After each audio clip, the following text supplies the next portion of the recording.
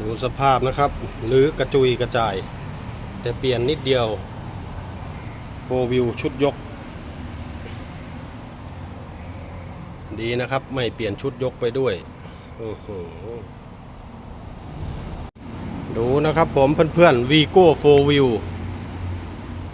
เปลี่ยนบูทล่างลูกหมากล่างบูทบนลูกหมากบนเป็นโฟร์วิวนะครับแล้วก็เป็นเปลี่ยนชุดยกมาหรือซะหมดเลยไม่เหลืออะไรเลยหรือตั้งเยอะเปลี่ยนอยู่หน่อยเดียวนะครับ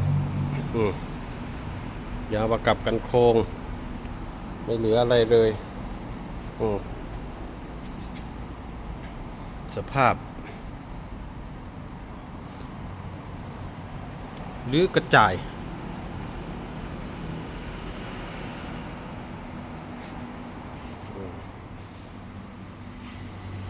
บานเจี๊ยบ